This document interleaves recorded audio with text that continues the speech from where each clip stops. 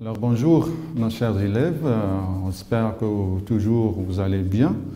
Donc après avoir fait des révisions et des rappels des cours qu'on a déjà traités, on va maintenant essayer de corriger un devoir que je vous ai choisi. Donc j'espère que vous allez bien entendre, concentrez bien. Hein. Donc, dans ce devoir, on va voir son énoncé, qui sont les exercices qu'on va voir dans ce dernier. Donc, toujours d'habitude, il y a 3 exercices. Premier exercice, noté 8 points. Ce sont des questions de restitution et aussi des questions d'application. Voilà, on va lire les énoncés après. C'est la continuité du premier exercice. Voilà. Pour le deuxième exercice aussi, elle est d'habitude notée 8 points. Donc c'est aussi toujours il sera exercice d'application et les petites questions de restitution. Et comme dernier exercice, c'est l'exercice d'une situation problème, noté 4 points. Donc c'est un exercice qu'on va utiliser nos compétences, les acquis, notre acquis, pour résoudre d'une façon simple les étapes de ce dernier. Alors on va commencer notre premier exercice. Complétez les phrases ci-dessous par les mots suivants. Donc, le premier mot, c'est primaire. Émettre, ça donne. Secondaire, c'est le contraire de primaire. Reçoivent, émettent, reçoivent. Donc, c'est le contraire. Diffuse, produisent. J'ai quelque chose, je le produis et je le diffuse.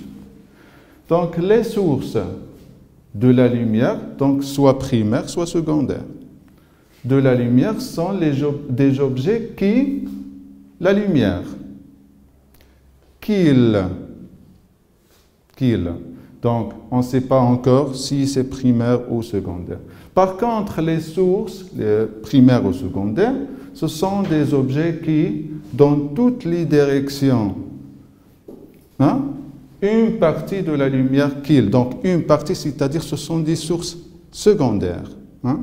Une partie de la lumière qu'ils donnent. Donc, on verra notre réponse. Donc, les sources secondaires de la lumière, ce sont des objets qui émettent la lumière qu'ils reçoivent. Par contre, les sources, donc ici secondaire et sera ici primaire, ce sont des objets qui diffusent.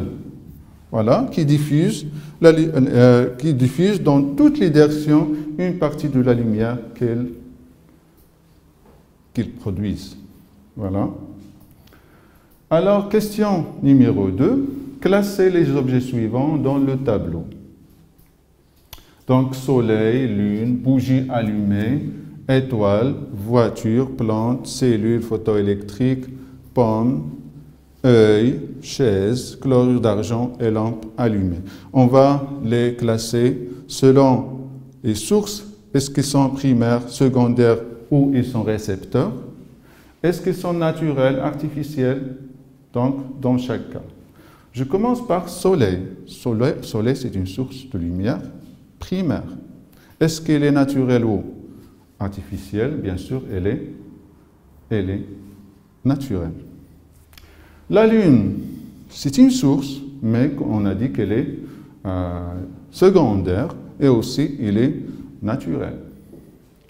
Bougie allumée, donc c'est une source, elle est allumée, elle est primaire.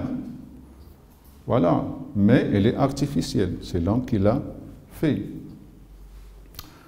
Étoile. Une étoile, c'est une source aussi. Comme le soleil c'est une étoile. Voilà, étoile. Voiture, est-ce qu'on peut la voir dans la nuit? On ne peut pas la voir. Hein? Dans ce cas, elle est secondaire, hein? Artificielle. Les plantes, on peut voir les plantes et c'est grâce à les composantes qui se trouvent à l'intérieur qui permettent de vivre pour cette plante. Donc, elle est naturelle, elle est récepteur. Elle contient des éléments qui permettent d'agrandir. Les cellules photoélectriques, c'est-à-dire lorsqu'ils reçoivent de la lumière, elles permettent de passer l'électricité. Donc, ils influencent sur le passage de l'électricité. Ce sont des récepteurs, mais aussi sont récepteurs artificiels, cellules photoélectriques.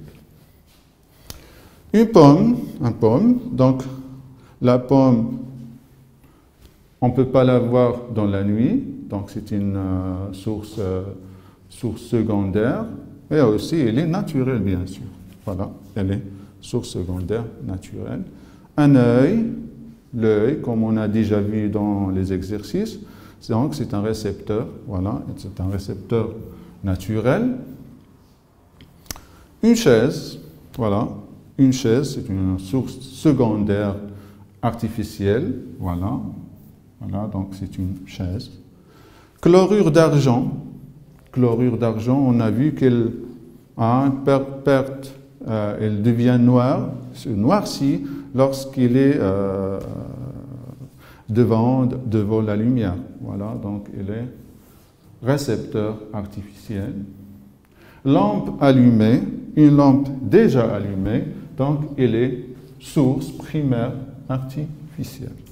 Voilà, donc c'est tout pour cet exercice. On a pu classer les éléments selon est-ce qu'ils sont récepteurs primaires, est-ce qu'ils sont secondaires ou ce sont des récepteurs. Est-ce qu'ils sont sources ou récepteurs. Passons à la troisième question notée 1,5 points.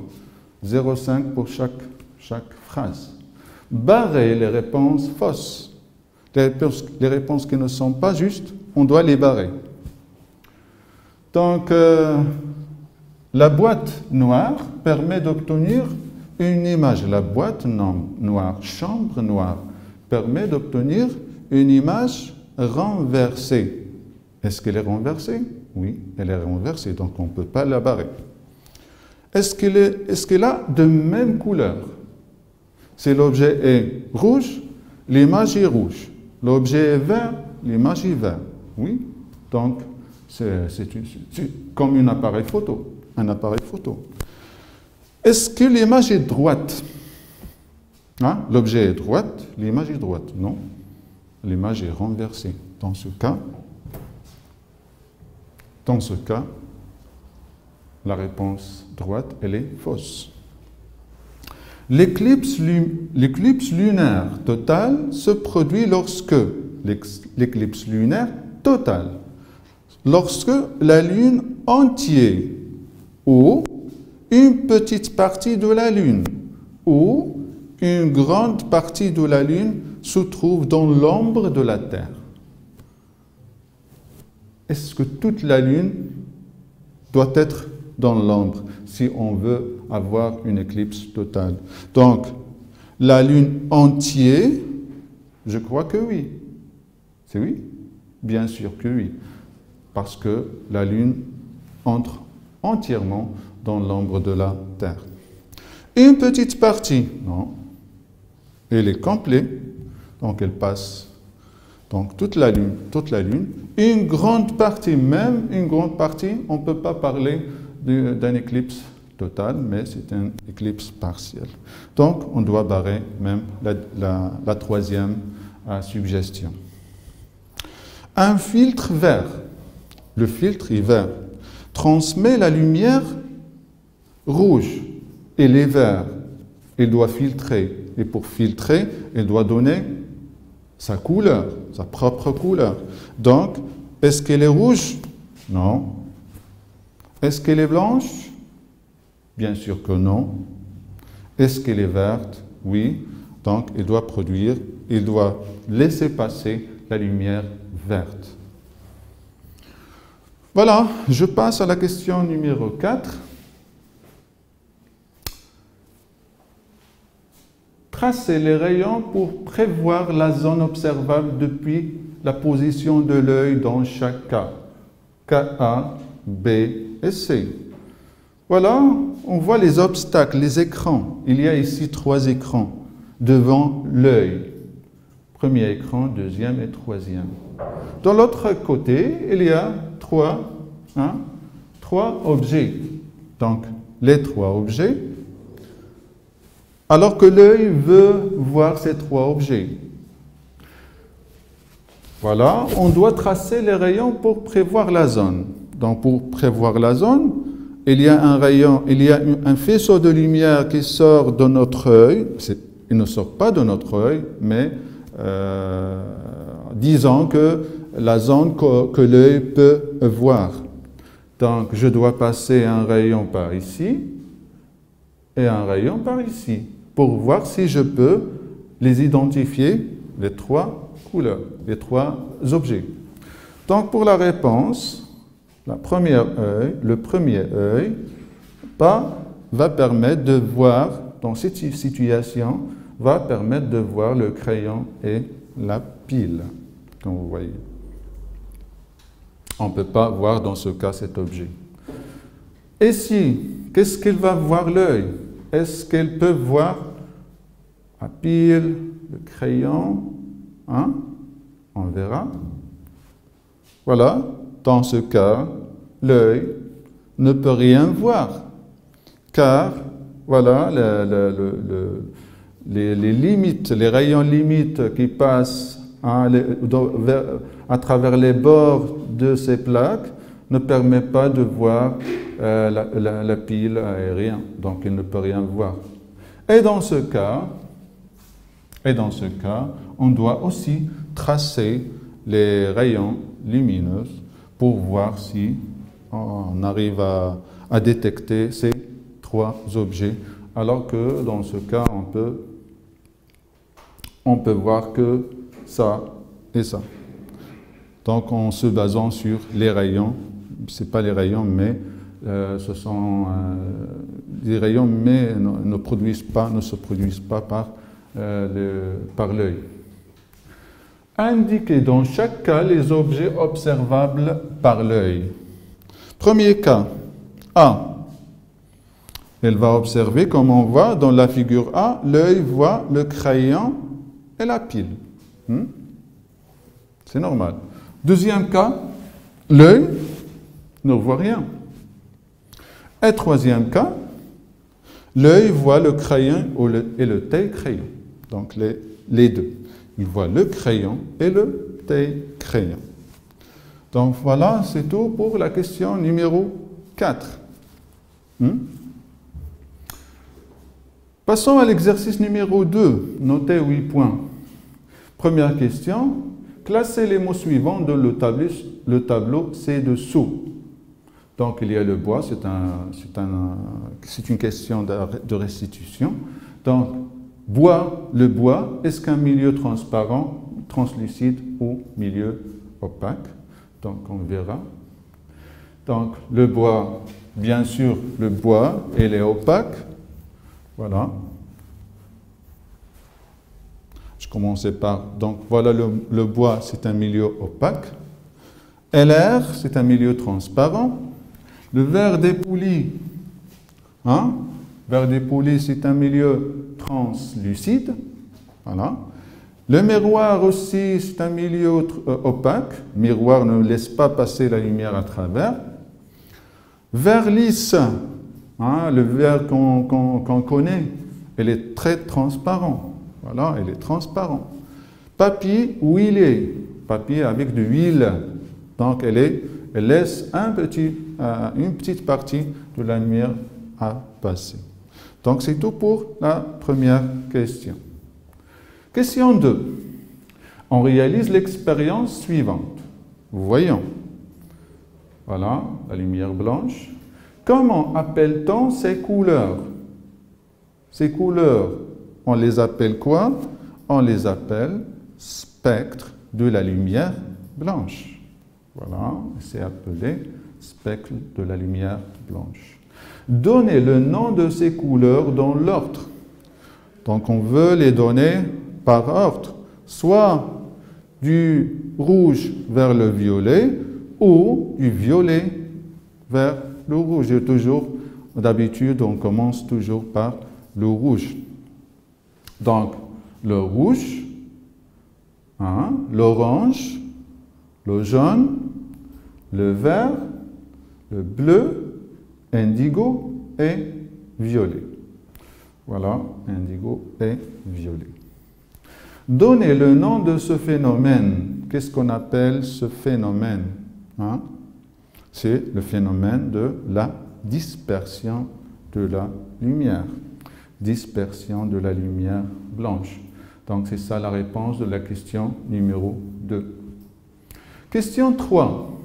Décrire une expérience qui permet d'obtenir de la lumière blanche à partir de ces couleurs. Une expérience qu'on peut avoir la lumière blanche à partir de ces 7 principaux couleurs. Donc, on a déjà vu dans le disque de Newton.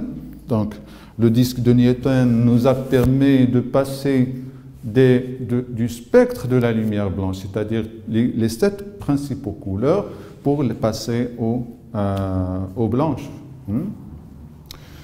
On met en rotation rapide un disque de Newton. Voilà. Voilà le disque de Newton. Avant la rotation du disque, on voit toutes les couleurs.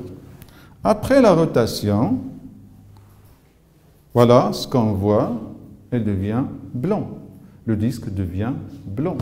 Et dans ce cas, donnez le nom de ce phénomène. Le phénomène inverse, on les a appelés quoi? C'est la dispersion de la lumière blanche. Et maintenant, on l'appelle synthèse de la lumière blanche. Donc, c'est le retour en arrière. C'est la synthèse de la lumière blanche. Voilà. Question numéro 4. Quelle est la différence entre la lumière monochromatique et la lumière blanche? Monochromatique et lumière blanche. On a déjà dit dans la révision des rappels des exercices et des cours que la lumière blanche peut se disperser à travers un prisme pour donner le spectre de la lumière blanche, alors que le rayon monochromatique ne se disperse jamais. Donc, il reste comme il est. S'il est rouge, elle reste rouge, même si on l'envoie vers un prisme. Donc, la lumière monochromatique ne se disperse pas à travers un prisme, tandis que la lumière blanche se disperse pour donner 7 couleurs, 7 principaux couleurs. Comme dernière question, sachant que le faisceau lumineux est rouge, le faisceau est rouge, tandis que la couleur de l'écran est verte. L'écran est vert et le faisceau est rouge. Comment apparaît l'écran dans ce cas? Alors, puisque l'écran est vert, lorsque elle reçoit la couleur rouge, il va l'absorber. Il va l'absorber. Et puisqu'il va l'absorber, il ne va rien émettre. Il ne va rien émettre. Dans ce cas, l'observateur ne va rien voir, ne verra rien. Car cet objet vert n'a rien à émettre dans ce cas. Elle apparaîtra dans ce cas noir. Les choses qui n'émettent rien, donc ils seront noirs. Lorsque l'écran vert reçoit le faisceau de lumière rouge, elle l'absorbe sans émettre aucune couleur. Il apparaîtra donc noir. Il sera noir. Voilà pour Pour deuxième question, on passe maintenant à la situation problème. Situation problème. Dans une nuit orageuse, Ahmed a vu à travers la fenêtre un fort éclair, la lumière, suivi d'un bruit effrayant. Il a écouté, il a entendu un bruit effrayant, qui fait peur. Il a demandé une explication et sa sœur a répondu. Donc c'est la nuit, on est en nuit. Sa sœur a dit, peut-être il y a des célébrations avec des pétards et autres feux d'artifice à l'extérieur. Il a supposé qu'il y a des célébrations à l'extérieur. À l'extérieur. Tu as essayé de clarifier la situation. C'est toi, puisque tu as déjà assisté au cours, tu as compris la notion de la lumière et autre chose, et ces phénomènes, donc tu as essayé de clarifier la situation. Est-ce que tu es d'accord avec la sœur de Ahmed? Sinon, indiquez l'origine du fort éclair et bruit venant du ciel. Donc, c'est la première question. Est-ce que tu es d'accord avec la sœur de Ahmed? Est-ce que c'était des célébrations? Est-ce que les célébrations peuvent donner cet immense bruit et cet immense éclairage? Non, bien sûr. Ça sera, puisque la nuit était orageuse, il y avait du pluie, donc dans ce cas, on est en face de deux phénomènes qui sont énormes. Les deux phénomènes se produisent simultanément à l'intérieur des nuages. Donc, ils sont dans les nuages. Et puisqu'ils sont dans les nuages, on est dans le cas des phénomènes. Une forte luminosité est associée à la foudre, le bruit extrême. Tandis que le bruit, une forte luminosité est associée à la foudre, c'est la lumière, l'éclair, le fort éclair qui vient de ces nuages, donc c'est la foudre, tandis que le bruit, le fort bruit, provient du tonnerre, le bruit énorme. Voici donc la réponse de première question de notre situation problème. Donc, dans notre deuxième question, calculer le temps nécessaire au son et à la lumière pour atteindre la surface de la Terre depuis le Soleil. Dans ce cas, on doit appliquer quoi? On doit appliquer la relation qui peut nous donner la vitesse du son et la vitesse de la lumière. Donc, je commence par le son. Et notez V, la vitesse. Donc, V égale à la distance sur le temps. Et dans ce cas, le temps égale à la distance sur la vitesse. Voyons, c'est quoi la distance? C'est 7 km. Voilà, c'est 7 km la distance entre les nuages et la Terre. Et la vitesse de la lumière est égale à 340 mètres par seconde. C'est déjà donné dans l'énoncé de l'exercice. Attendez, donc, voilà. Notez que la vitesse de la lumière dans l'air est d'environ 340 mètres par seconde, tandis que la vitesse de la lumière c'est égal 300 000 km par seconde. Kilomètres par seconde. Et que la distance entre les nuages et la surface de la Terre est environ 7 km. C'est la distance entre les nuages et la fenêtre de Ahmed. Calculer le temps nécessaire au son et à la lumière pour atteindre la surface de la Terre depuis les nuages. Donc le phénomène se produit dans les nuages. Donc on veut savoir combien on doit attendre le son pour arriver. Donc 7 km c'est la distance et la vitesse c'est 340 mètres par seconde. On doit convertir convertir la vitesse, hein, donc mètre par seconde devient kilomètre par seconde, donc on doit diviser par 1000 pour qu'il donne le kilomètre par seconde. Voilà donc le temps nécessaire, c'est 20 secondes à peu près de 20 secondes. C'est-à-dire le bruit qu'on a entendu, elle s'est produite dans les nuages, mais on doit attendre 7 secondes pour 20 secondes pour qu'il arrive en terre. Par contre, si on veut calculer la vitesse, la célérité ou la vitesse de la lumière, donc la célérité est la distance sur le temps, alors que le temps égale à la distance sur la célérité, on va voir les composants de notre relation. La distance reste le même, c'est la même distance, puisqu'elles se produisent dans un même temps, dans un même place. Et la célérité égale à 300 000 km par seconde. Il n'y a pas de conversion, donc 7 divisé par 300 000, ça donne 2,33 10 puissance moins 5. Donc c'est 0,000. C'est-à-dire que une fois le phénomène se produit dans les nuages, arrive en terre dans un même temps. Hein? Voilà, donc on doit conclure.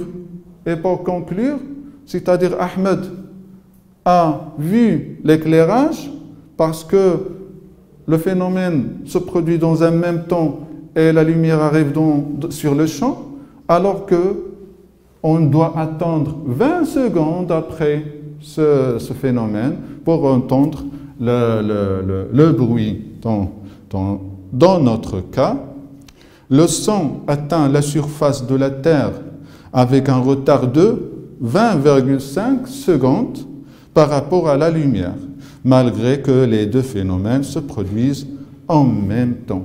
Hein?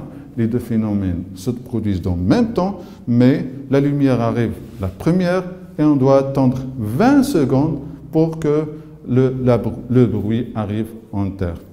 Donc, 20 secondes à condition que les nuages se trouvent à une hauteur de 7 km.